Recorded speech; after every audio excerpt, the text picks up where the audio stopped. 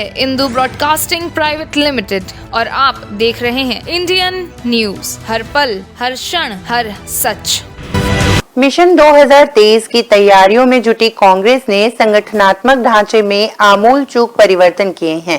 खंडवा में भी शहर और जिला अध्यक्ष बदले गए हैं। हालांकि यहां एक बार फिर अरुण यादव गुट के चेहरे ही पद पाने में सफल हुए हैं और इसी के साथ कांग्रेस ने कुनबे में महाभारत शुरू हो गई है। अरुण यादव को घेरने में कांग्रेसी ही जुट गए हैं। उन पर गंभीर आरोप भी लग रहे हैं। खंडवा में ग्रामीण कांग्रेस अध्यक्ष एडवोकेट मनोज भरतकर और शहर अध्यक्ष मोहन ढाकसे को बनाया गया है।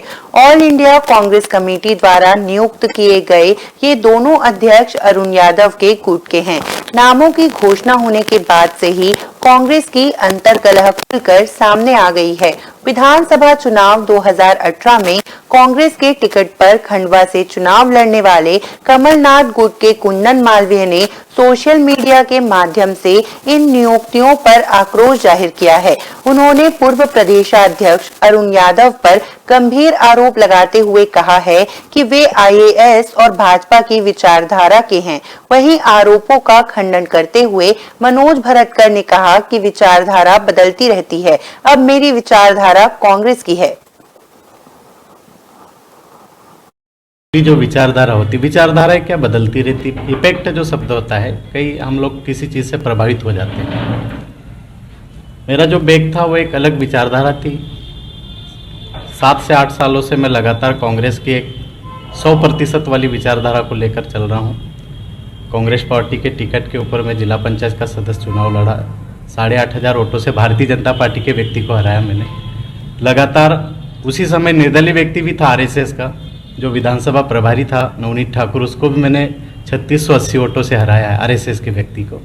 और मेरी विचारधारा पूरी कांग्रेस की है और मैं आगे भी पूरी तरह, पूरी ईमानदारी से कांग्रेस का काम करता रहूँगा। इसलिए पूरे ज़िले में समन्वय की भावना से सभी जो लोग कांग्रेस से अलग हो रहे हैं या गुटबाजी कर रहे हैं, उनको भी हम एक जाजम पर बिठाने का प्रयास करेंगे और लगातार हम लोग मेहनत करेंगे ग्रामीण स्तर पर भी, और नए नए लोगों को जोड़ेंगे, युवाओं को जोड़ेंगे, उन्हें पद देंगे और कांग्रेस की विचारधारा को आम व्यक्ति तक कैसे पहुंचाना है हम प्रयास करेंगे।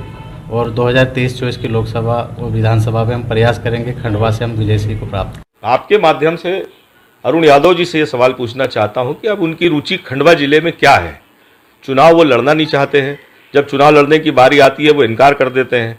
फिर संगठन के ऐसे महत्वपूर्ण पदों पर भारतीय जनता पार्टी से आयातित लोगों को प्रमुख पदों पर बैठाना, अध्यक्ष बनाना, मुझे तो समझ में नहीं आता कि ये आखिर क्यों किया उन्होंने।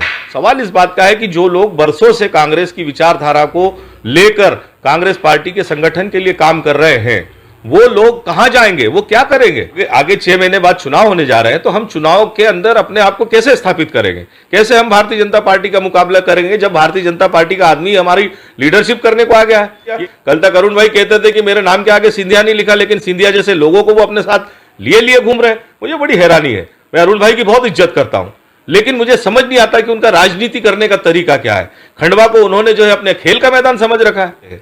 आप देखिए, ये कहा गया कि शहर का आदमी शहर का अध्यक्ष बनेगा, गांव का आदमी गांव का अध्यक्ष बनेगा, वहां भी दोहरापन। हाँ, ग्रामीण क्षेत्र का रहने वाला, जिनकी पत्नी सरपंच रही और अभी जिला पंचायत का चुनाव लड़ी, जिनका बेटा अभी इस समय सरपंच है, उनको आपने शहर कांग्रेस का अध्यक्ष बना दिया। तो ये कैसे? यहाँ क्या पढ़े लिखे लोगों की कमी है, क्या परेशानी है, क्या नेतृत्व की कमी है, बोलने वालों की कमी है, या कई लोग हैं? लेकिन इस तरह से कांग्रेस को ध्वस्त करने का जो काम किया जा रहा है, ये मंजूर नहीं है और इसी वजह से लोगों में भयंकर आक्रोश है। कांग्रेस के नेताओं और कार्यकर्ताओं में विरोध की लहर है कि खंडवा जिले के अंदर 4 विधानसभा सीटें हैं, जिसमें से 3 सीटें आरक्षित है। आपने सामान्य वर्ग को एकदम से उपेक्षित कर दिया। प्रभारी महोदय से भी बात की है, जेपी अग्रवाल जी से, कमलनाथ जी से भी बात की है। उन्होंने मुझे आश्वस्त किया है कि राहुल जी की यात्रा समाप्त होने के बाद इन तमाम चीजों पर पुनर्विचार। न्यू वीडियोस की अपडेट पाने के लिए सब्सक्राइब करें इंडियन न्यूज को और बेल आइकन को दबाएं।